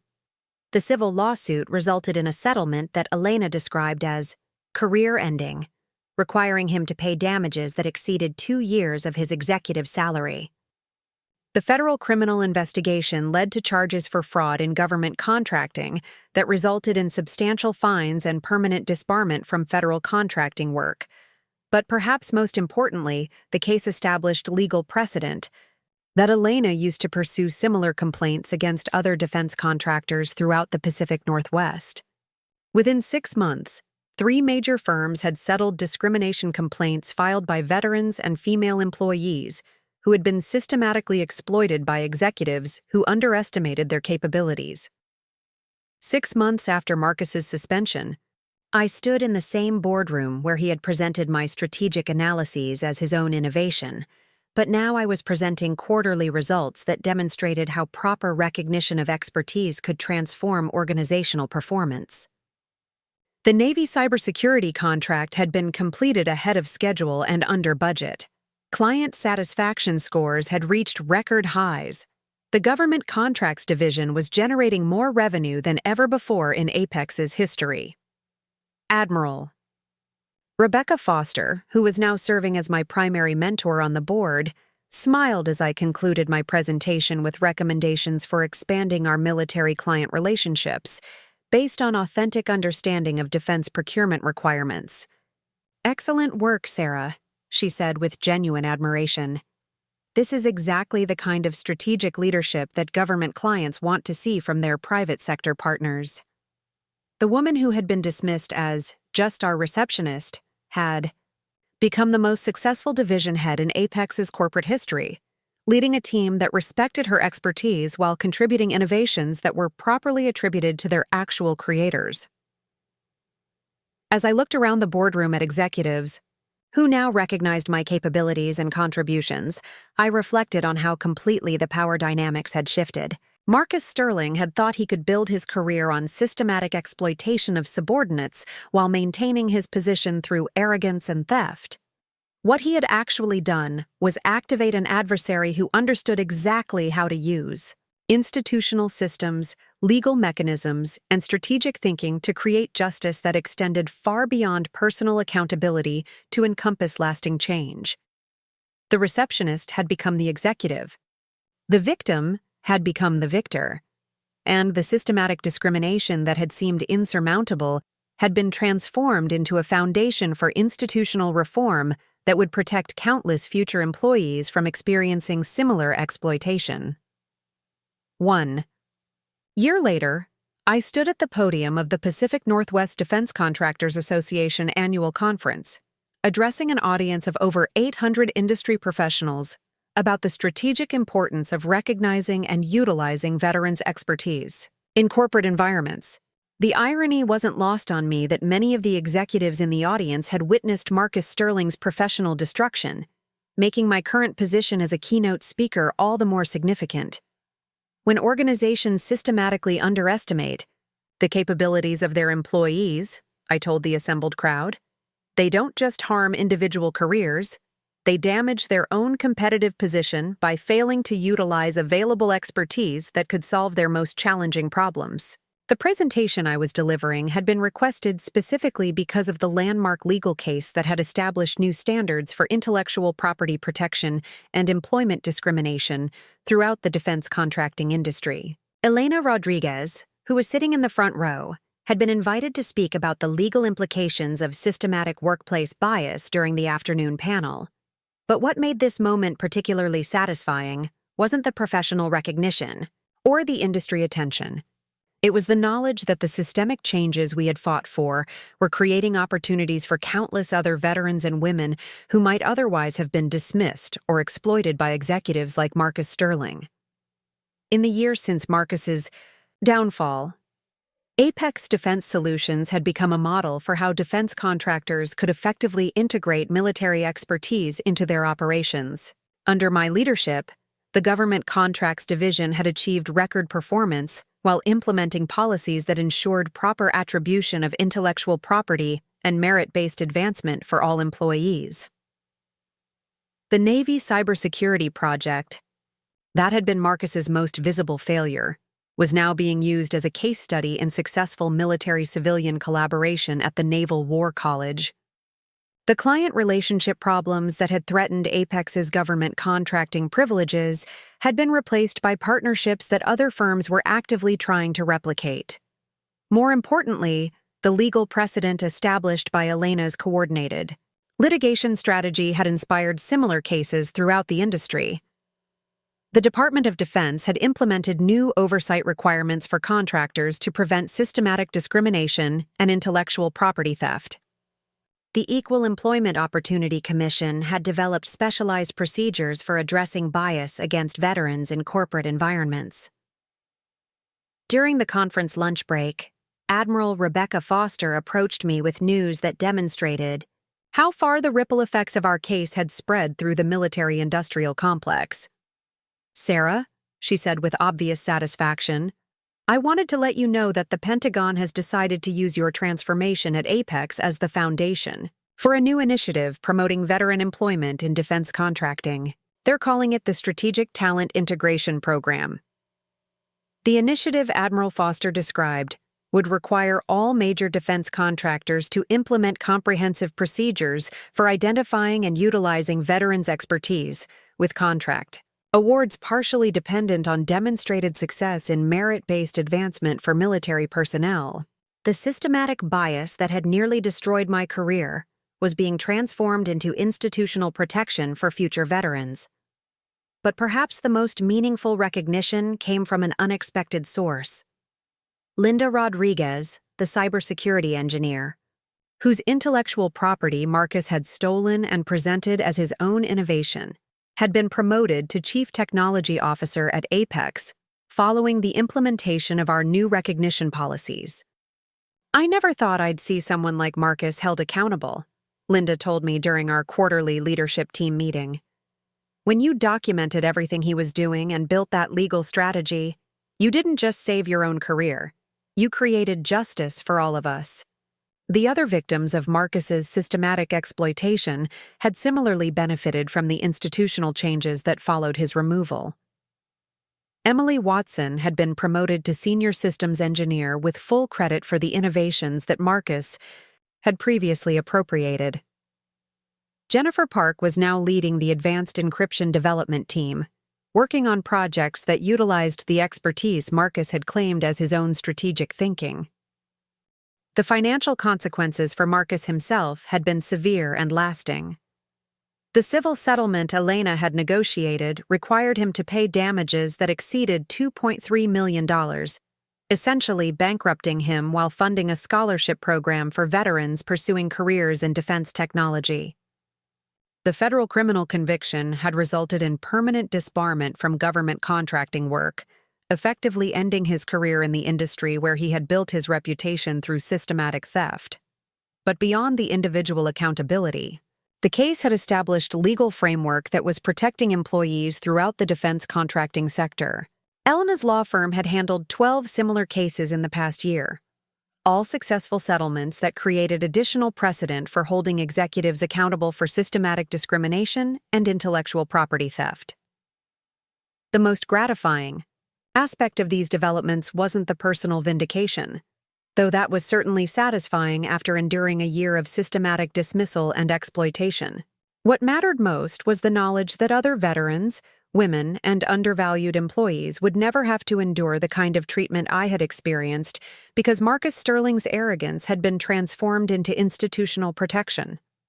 The afternoon panel discussion at the conference focused on practical strategies for preventing the kind of misconduct that had characterized Marcus's leadership. Elena presented the legal framework that companies could implement to ensure proper attribution of intellectual property and create anonymous reporting mechanisms for discrimination complaints. Colonel Patricia Martinez, the Pentagon contracting officer who had provided crucial testimony about Marcus's questionable practices, discussed how government clients could better evaluate contractors' ethical standards and commitment to merit-based advancement. Her presentation included specific examples of how systematic bias could affect contract performance and national security objectives. During the question and answer session, a young woman in the audience asked a question that brought the entire discussion into sharp focus.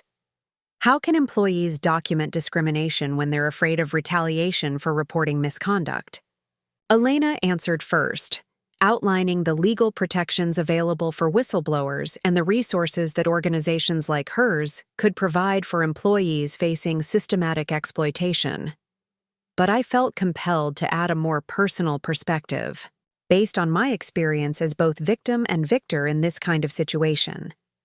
The most important thing to understand, I told the audience, is that systematic discrimination creates institutional vulnerabilities that can be exploited by someone who understands how to document misconduct and build strategic alliances. The people who abuse their power rely on victims remaining isolated and intimidated. But when you have evidence, legal support, and a comprehensive strategy, their arrogance becomes their weakness. The response from the audience was immediate and enthusiastic, with several people approaching me after the panel to discuss their own experiences with workplace discrimination and intellectual property theft. Many were veterans who had been undervalued or dismissed by civilian employers who didn't understand the relevance of military experience to corporate challenges. But what struck me most was how many were women in technical fields who had experienced the same kind of systematic minimization that had characterized my relationship with Marcus. Engineers, analysts, and project managers who had watched their innovations be appropriated by male supervisors while their contributions were erased or minimized. Elena had established a network of attorneys specializing in these kinds of cases, creating resources that hadn't existed when I first decided to fight Marcus's exploitation. The legal framework we had developed was being used to hold executives accountable across multiple industries, extending far beyond defense, contracting to encompass technology, consulting, and engineering firms throughout the Pacific Northwest.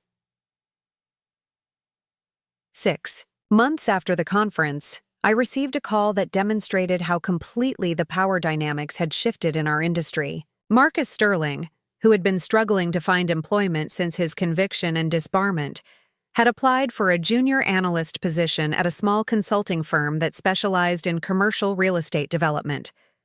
The firm's managing partner had contacted me for a reference, having discovered my connection to Marcus through media coverage of our legal case.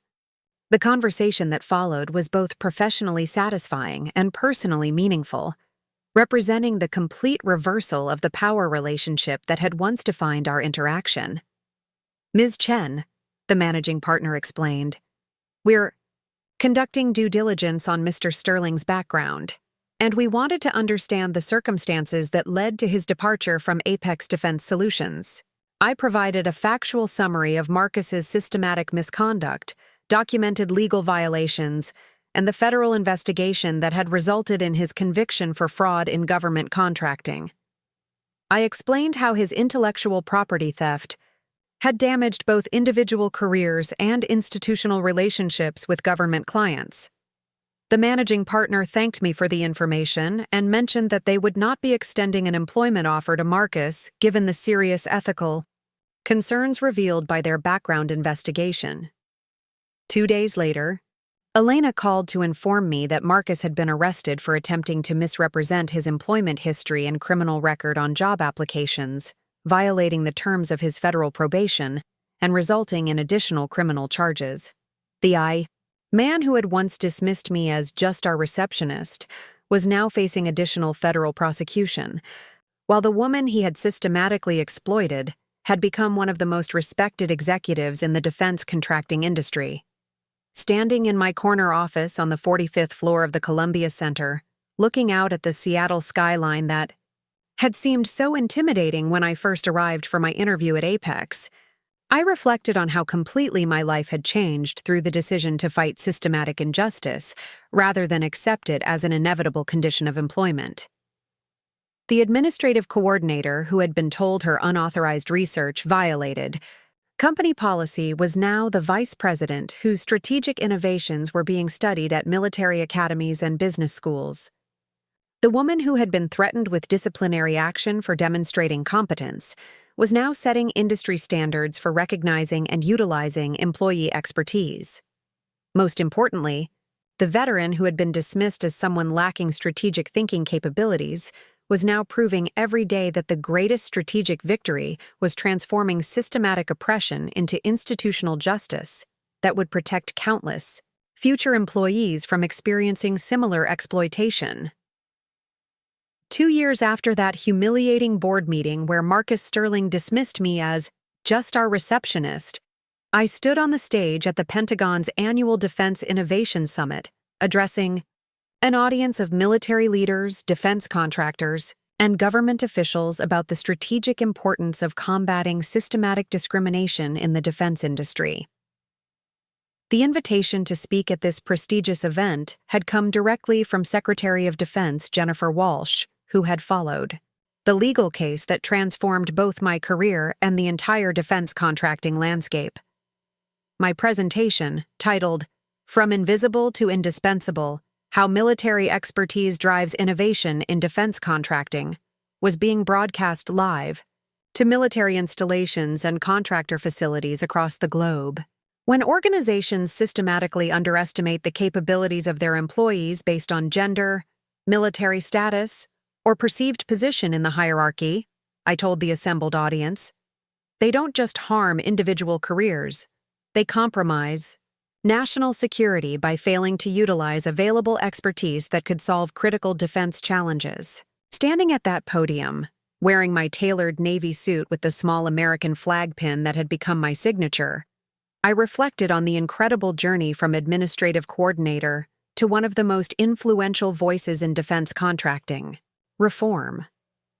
The transformation hadn't just been personal, it had sparked a movement that was reshaping how the entire industry approached talent recognition and utilization. In the 2 years since Marcus Sterling's downfall, Apex Defense Solutions had become the gold standard for military-civilian integration in the private sector. Under my leadership as permanent vice president of government contracts, our division had achieved record-breaking performance while serving as a model for other contractors seeking to maximize their veterans' expertise. The Navy cybersecurity project that had been Marcus's greatest failure was now required reading at the Naval Postgraduate School as an example of successful military-civilian collaboration. Our client satisfaction scores had remained at the top of industry rankings for 18 consecutive months. Most importantly, the division was generating 40% more revenue than during Marcus's tenure while maintaining the highest employee satisfaction scores in Apex's corporate history. But the impact extended far beyond our individual success. The Department of Defense had implemented the Strategic Talent Integration Program that Admiral Foster had mentioned, requiring all major defense contractors to demonstrate meaningful utilization of veterans' expertise as a condition for contract awards. Elena Rodriguez's legal precedent had inspired federal legislation protecting military personnel from workplace discrimination, creating institutional safeguards that would protect future generations of veterans. The most satisfying development had come 6 months earlier when I received a call from Senator Patricia Williams, chair of the Senate Armed Services Committee, informing me that Congress was considering legislation that would be named the Sarah Chen Veterans Workplace Protection Act. The bill would establish federal standards for preventing intellectual property theft and systematic discrimination against military personnel in corporate environments. Your case didn't just seek justice for individual wrongs, Senator Williams had explained during our meeting. It exposed systematic institutional failures that were affecting national security by wasting military expertise. This legislation will ensure that what happened to you can never happen to another veteran. During my Pentagon presentation, I shared specific examples of how proper recognition of military expertise had transformed defense contracting outcomes. Projects that had been failing under traditional civilian management approaches were succeeding when military-experienced personnel were given appropriate authority and recognition. The intelligence officer who analyzes threats in Afghanistan brings the same analytical capabilities to cybersecurity challenges in the private sector, I explained to the audience. The logistics coordinator who managed supply chains in Iraq can optimize procurement processes for defense contractors. The communications specialist who coordinated operations in Syria can improve information systems for military clients.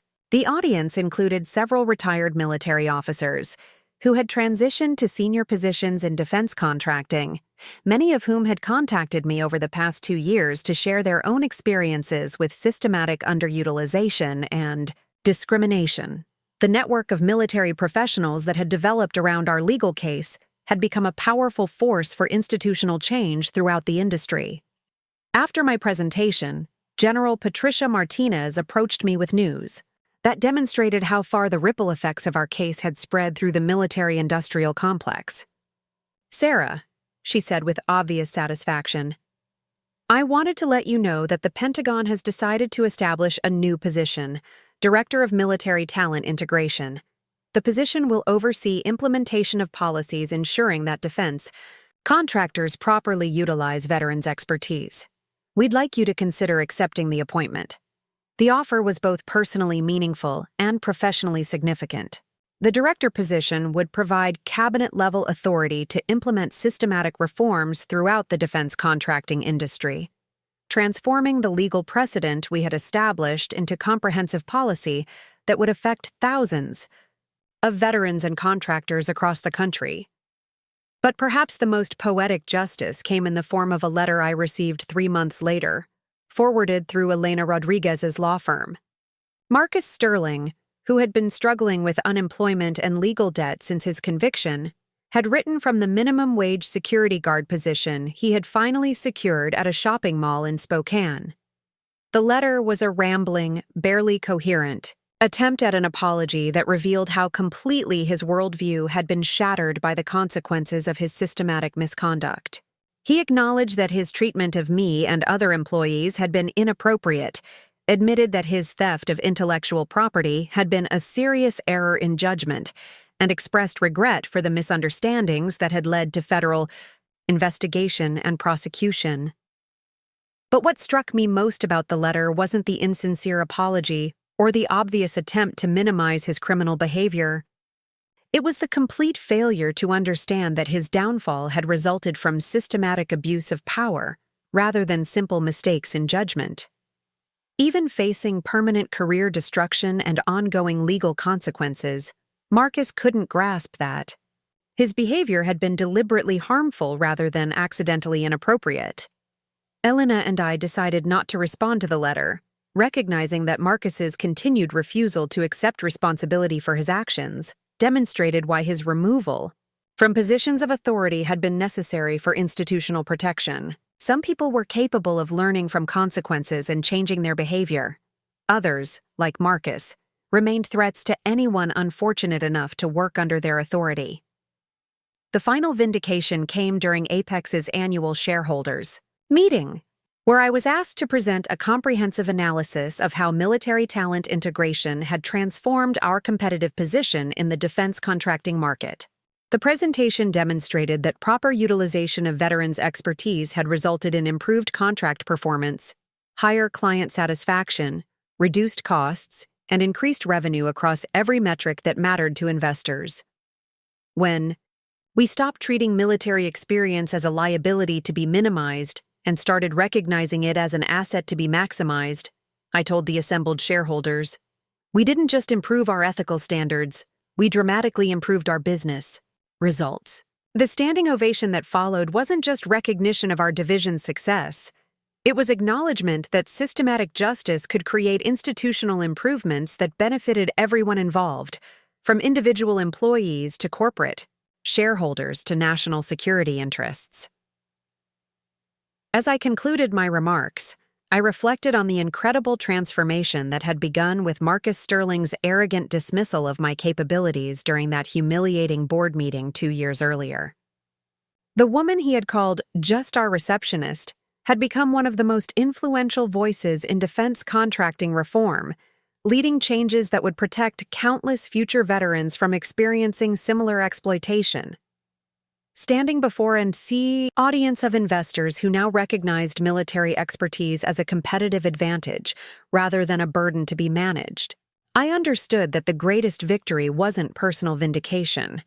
It was the knowledge that systematic discrimination had been transformed into institutional protection for everyone who would follow. The receptionist had become the executive. The victim had become the reformer. The systematic abuse that had seemed insurmountable had been transformed into a foundation for lasting change that would benefit generations of veterans, women, and undervalued employees throughout the defense industry. Marcus Sterling had thought he could build his career on the systematic exploitation of people he considered inferior. What he had actually done was activate an adversary who understood that true strategic victory required transforming individual injustice into institutional justice that would prevent similar abuse from ever occurring again. And that, ultimately, was worth far more than any personal revenge could ever have provided. If this story of transformation and justice resonated with you, I'd love to have you join our community. Hit that subscribe button and ring the notification bell so you never miss the inspiring stories of people who refused to accept injustice and fought back to create lasting change. Your support helps us share more stories of courage, determination, and the power of strategic thinking to overcome systematic discrimination. Together, we can inspire others to stand up for what's right and create the changes they want to see in the world.